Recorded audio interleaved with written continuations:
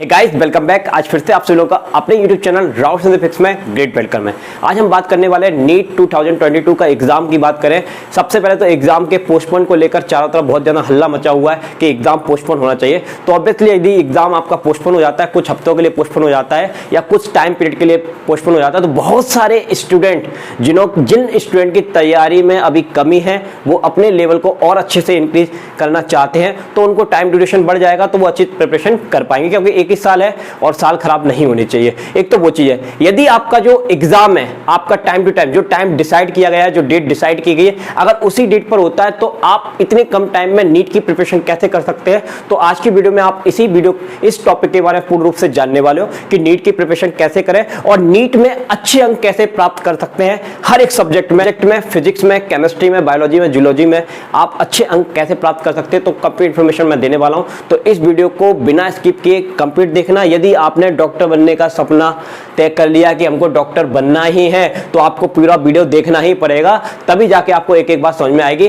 और अगर आप स्किप करके देखोगे तो कुछ भी समझ में नहीं आएगा और आपका ये वीडियो देखना ही क्या हो जाएगा, व्यर्थ हो जाएगा। तो इसलिए इस वीडियो को आप देखने आए हो तो प्लीज इसको कंप्लीट देखना। आप सभी लोगों से रिक्वेस्ट है, यदि वीडियो पसंद आए तो प्लीज वीडियो को लाइक जरूर करना और चैनल पर नए हो तो प्लीज चैनल को सब्सक्राइब करना, क्योंकि इस चैनल के माध्यम से मैं आपको बहुत सारे वीडियो देने वाला हूं, लेटेस्ट अपडेट देने वाला हूं और साथ ही आपकी नीट की प्रिपरेशन कराने वाला हूं। तो चलिए बिना देरी करते वीडियो को स्टार्ट। बात करेंगे नीट एग्जाम 2022 एग्जाम के बारे में। आपको बताने से पहले थोड़ा सा इंपॉर्टेंट मैं आपको डिटेल देना चाहूंगा कि अगर आपका एग्जाम पोस्टपोन नहीं होता है, वैसे पोस्टपोन हो जाना चाहिए, अगर नहीं होता है और अगर आपका एग्जाम होगा तो किस डेट को होगा ये डिसाइड की गई है। आपका जो नोटिफिकेशन आया हुआ है एनटीए पे, उस पर ये डिसाइड की हुई है कि 17 जुलाई 2022 यानी कि संडे को आपका एग्जाम होने वाला है। और आपको ये एक बड़ी अच्छी इंफॉर्मेशन यहाँ पर दी गई थी कि एग्जाम का जो ड्यूरेशन जो 3 आवर का था, उसमें थोड़े से चेंजेस किए गए हैं। वो आपका कितना हो गया है, 3:20, यानी कि 3 घंटे तो आपको मिलेंगे, 20 मिनट्स भी आपको एक्स्ट्रा मिलेंगे, जिससे आप अच्छे से पेपर की प्रिपरेशन कर सकते हैं, अच्छे से पेपर को पढ़ सकते हैं, रीड कर सकते हैं। क्योंकि किसी भी एग्जाम को अगर आपको फाइट करना है तो आपको क्वेश्चन पेपर पढ़ना पड़ेगा। अगर आप क्वेश्चन पेपर नहीं पढ़ेंगे तो आपको उस एग्जाम को सॉल्व करने में थोड़ी सी प्रॉब्लम आ सकती है। तो ये आपको अच्छा मिल गया कि टाइम ड्यूरेशन थोड़ा सा इन्होंने इंक्रीज कर दिया। साथ ही पेपर क्वेश्चन की बात करें तो 200 क्वेश्चन आएंगे इसमें। पेपर स्टार्ट होगा आपका 2 PM से स्टार्ट होगा और 5:20 तक क्या हो जाएगा, फिनिश हो जाएगा। नेगेटिव मार्किंग की बात करें तो इसमें नेगेटिव मार्किंग है। अगर करेक्ट ऑप्शन की बात करें तो आपको 4 मार्क्स मिलेंगे और इनकरेक्ट 1 ऑप्शन पर आपके 1 नंबर क्या हो जाएगा, माइनस हो जाएगा। तो ध्यान रखिएगा, गलत करने की कोशिश मत करना, जो आए उसी पर फोकस करना है आपको, ठीक है भाई। हमारा जो टारगेट है, टारगेट तो हमारा 600 का है, क्योंकि अगर आप MBBS की तैयारी करना चाहते हैं और अगर आप डॉक्टर बनना चाहते हैं तो आपको टारगेट कितना लेके चलना है, 600। यहाँ पर मैंने लिखा हुआ है 550 से लेकर 560। अगर इतना भी आता है, इससे प्लस ही आपको करना है, इससे प्लस ही आपको स्कोर करना है। ये हमारा क्या रहेगा, टारगेट रहेगा। थोड़ा सा मैं आपको और बता देना चाहता हूँ कि फिजिक्स, केमिस्ट्री, बायोलॉजी, जूलॉजी, इनके आप सेक्शंस में पेपर आएंगे। आपका सेक्शन में आएगा, ये जो भी पोर्शन आएगा इनका काय में आएगा, सेक्शन में आएगा। A section, B section, A section, B section, सब में सिमेट्रिकल होगा, ठीक है। इसमें से ए सेक्शन में से आपके 35 क्वेश्चंस आएंगे, जो कि कंपलसरी आपको 35 करने। अगर आपको पूरे आते तो आप पूरे करिए, और अगर आपको जितने भी आते उतने करिए। और अगर आप पूरे नहीं करना चाहते, नेगेटिव मार्किंग से आपको डर लगता है, तो आप जितने आए उतने ही करना, ठीक है। कोशिश पूरी करना कि अच्छे से कर पाए, जो क्वेश्चन आए गलत होने के चांसेस कम रखना, ठीक है। और ये जो सेक्शन बी है, इसमें आपका चॉइस है, इसमें मल्टीपल चॉइस है। 15 क्वेश्चन है, जिसमें से आपको 10 क्वेश्चन क्या करने, अटेम्प्ट करने। उससे ज्यादा करोगे तो उसके मार्क आपको नहीं मिलेंगे। तो ये 35 क्वेश्चन जो रहेंगे आपके 140 के रहेंगे, और जो 15 क्वेश्चन जो आपके ये वाला जो पोर्शन है बी का, ये आपका कितने का रहेगा, 40 का रहेगा, ठीक है भाई। तो इसी तरह से सभी पोर्शन को मिलाकर आपका जो एग्जाम हो जाएगा वो कितना हो जाएगा, 720 का हो जाएगा, जिसमें से हमारा टारगेट रहेगा 550 से लेकर 560 या प्लस अंक हमको हासिल करने हैं, ठीक है। ओके, तो इसकी स्ट्रेटेजी क्या होनी चाहिए वो मैं आपको बताना चाहूंगा। थोड़ा सा देखिए, स्टेप फर्स्ट में हम करने वाले क्या है। जैसे कि आज मैं ये वीडियो बना रहा हूँ, आज 12 मई है, 12 मई है, और एग्जाम अगर आपका पोस्टपोन नहीं होता है, अगर 17 जुलाई को होता है, ठीक है, अगर 17 जुलाई को होता है तो आपके पास 50 दिन है, 48 से 50 दिन है। लेकिन अगर एग्जाम पोस्टपोन हो जाता है तो लगभग आपके पास कितने दिन हो जाएंगे, 50 से 60 दिन आपको मिल रहे हैं। अब डेली टारगेट आपको बनाना है। आपके जो चैप्टर होंगे इन सबको मिलाकर बहुत सारे चैप्टर होंगे, ठीक है। उसमें से कुछ चैप्टर को अगर हम हटा दिए गए हैं तो और अगर हम हटा दें, रिड्यूस कर दें, तो 96 से अगर 97 लगभग इतने चैप्टर तो आपको क्या करने हैं, कवर करने हैं। 96 से 97 चैप्टर अगर आप कवर करते हैं और 50 दिन का टारगेट लेकर चलते हैं, आप तो ये सोच लीजिए एग्जाम अगर पोस्टपोन नहीं हुआ तो तब भी हम झंडे गाड़ के आएंगे, चाहे कुछ भी, हमारी मेहनत ऐसी होनी चाहिए। तो हमने मान लिया 50 दिन में अगर हम अच्छी तैयारी करते हैं, इसमें डिवाइड करेंगे आप 96 में, तो लगभग आपका ये निकल कर आता है 1.92 निकल कर आता है। यानी कि इतने चैप्टर्स पर डे, आपको इतने चैप्टर तो पर डे कवर करने ही करने हैं। अब इसमें आपका फिजिक्स है, केमिस्ट्री, बायोलॉजी और जूलॉजी है, तो आप कैसे करेंगे, मतलब 2 चैप्टर आपको कवर करने हैं और मैं चाहता हूं आप 3 चैप्टर कवर करिए, कोशिश इतनी रहनी चाहिए। अगर आप एक दिन में केमिस्ट्री और बायोलॉजी कवर कर रहे हैं तो फिजिक्स को आधा करिए, यदि आप एक दिन में फिजिक्स को कवर कर रहे हैं, केमिस्ट्री को कवर कर रहे हैं तो बायोलॉजी को आधा करिए, और अगर आप फिजिक्स और बायोलॉजी को ले रहे हैं तो केमिस्ट्री को आप आधा करिए। कोशिश करिए कि आपको तीनों ही चैप्टर कवर करने हैं, तीनों सब्जेक्ट के, छोड़ना नहीं है, कितना भी करना है। इनमें से कंपलसरी 2 चैप्टर तो आपको पक्के करने ही है हर एक सब्जेक्ट के, चाहे वो फिजिक्स का हो, चाहे केमिस्ट्री का हो, चाहे बायोलॉजी का हो। भले ही आप इनमें से कोई जो तीसरा सब्जेक्ट है उसको आधा कर सकते हैं, क्योंकि इतने एक चैप्टर को कवर करने में थोड़ा सा बहुत ज़्यादा टाइम लग जाता है, क्योंकि आप सभी लोग जानते हैं कि नीट का एग्जाम है, डिटेल में पढ़ना पड़ेगा, डिटेल में नहीं पढ़ेंगे क्योंकि बहुत ही ज़्यादा फाइन क्वेश्चंस पूछे जाते हैं, लेकिन इतने भी नहीं कि आपसे नहीं बनेंगे, टेंशन वाली बात नहीं है, बस अच्छे से कॉन्सेप्ट। हाँ, नीट की प्रिपरेशन के लिए अगर आपको अच्छा कार्य करना है, बुक कौन सी यूज करनी है, तो मैं आपको बताऊंगा बेस्ट बुक है अपनी एनसीईआरटी की। अगर आप एनसीईआरटी को अच्छे से पढ़ लेते हैं तो आपके बहुत अच्छे कंसेप्ट क्लियर हो जाएंगे और आप नीट में सफलता भी हासिल कर पाएंगे। किसी और बुक को पढ़ने की जरूरत नहीं है, वही बेसिक कॉन्सेप्ट है जो कि एनसीईआरटी की बुक में आपको दिया हुआ है, ठीक है, उसको आप करिए अच्छे से। तो ये मैंने आपको बताया।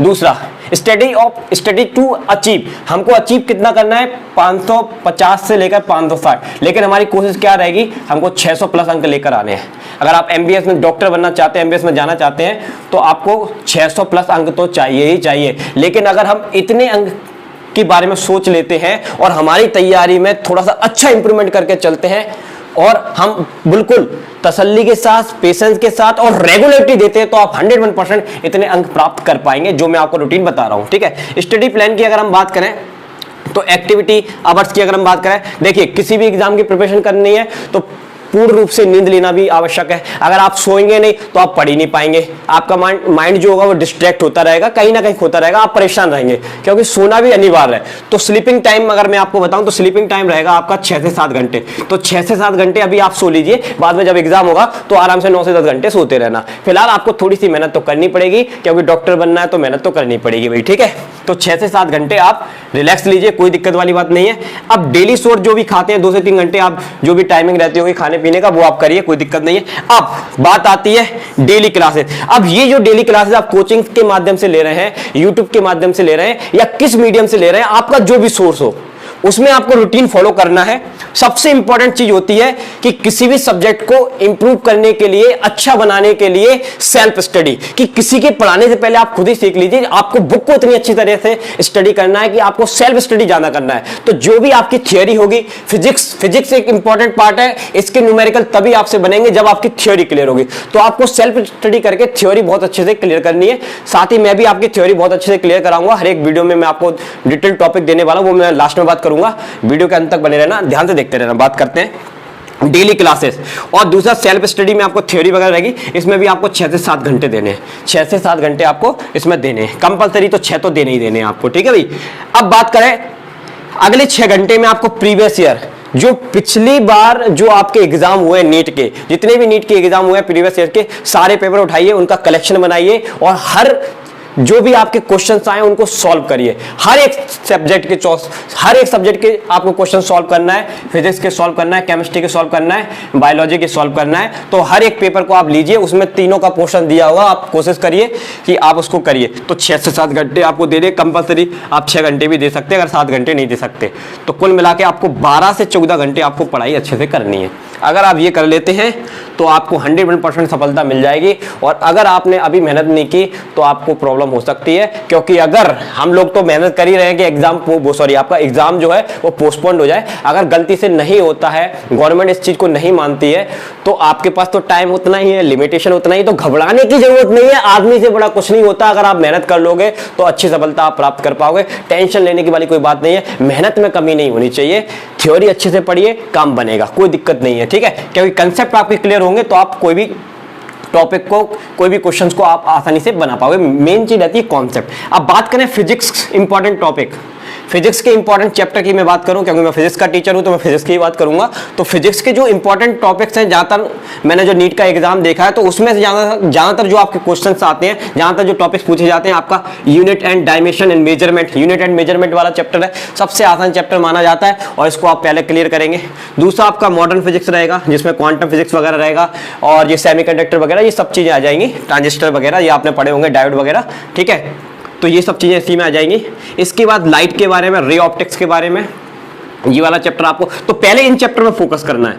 इलेक्ट्रोस्टैटिक्स एंड करंट, इसको करना है आपको, ठीक है। इसके बहुत सारे क्वेश्चन आपको देखने को मिलेंगे एग्जाम में।